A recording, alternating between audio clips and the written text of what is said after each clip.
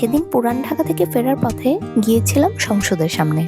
সেখানে যে ছোটখাটো একটা মেলার মতো করে বসে, এটা কখনোই চোখে পড়েনি। শুক্রবার হওয়ায় বিকাল টাইমটাতে প্রচুর ভিড় থাকে মানুষের এখানে। গিয়ে দেখলাম একদণ্ড নিরিবিলি হয়ে বসার মতো কোনো জায়গা নেই।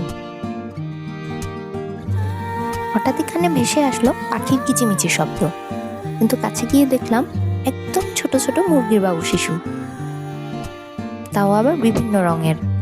হাত দিয়ে ধরে দেখেছি, একদমই হাতে তুলার মতো লাগে।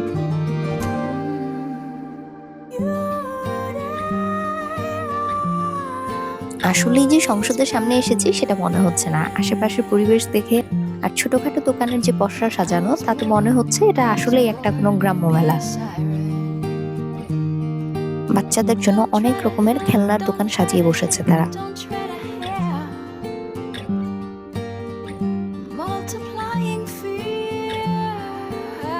হঠাৎ চোখ গেল এই ছোট্ট বাবুটার দিকে। হাতে বেলুন নিয়ে এমন ভাবে হাঁটছে, মনে হচ্ছে যে বেলুনটা বাবুটাকে উড়িয়ে নিয়ে যাবে।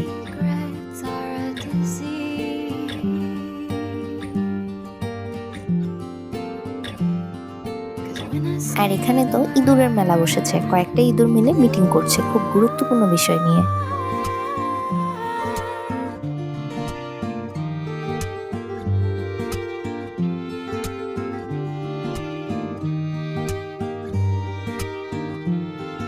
এই বেলুনগুলো নাকি এখন খুব ট্রেন্ডে আছে।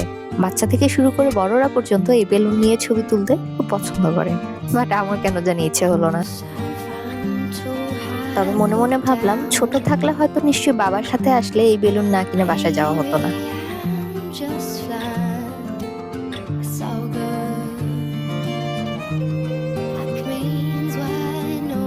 প্রচুর খাবার দাবারের সমারোহ এখানে, স্ন্যাক্স আইটেমের যেন অভাবই নেই।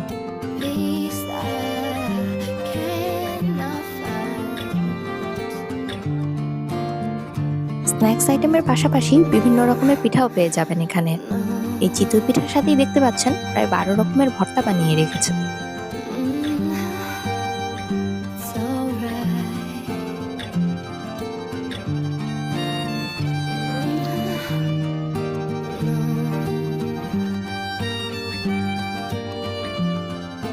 আমরা গিয়েছিলাম বিকালের শেষ মুহূর্তে, সন্ধ্যার ঠিক আগে আগে। আর এতক্ষণ ঘোরাঘুরি করে শেষ পর্যন্ত আমি একটু ভেলপুরি খেয়ে নিলাম। আর সারাদিনে আজকে দৌড়াদৌড়িতে আমার হাজবেন্ড খুবই টায়ার্ড হয়ে গিয়েছিল, ইভেন আমিও। তাই ওখানে আর বেশিক্ষণ না থেকে সন্ধ্যার পরপরই আমরা রওনা দিয়ে দিলাম বাসার দিকে।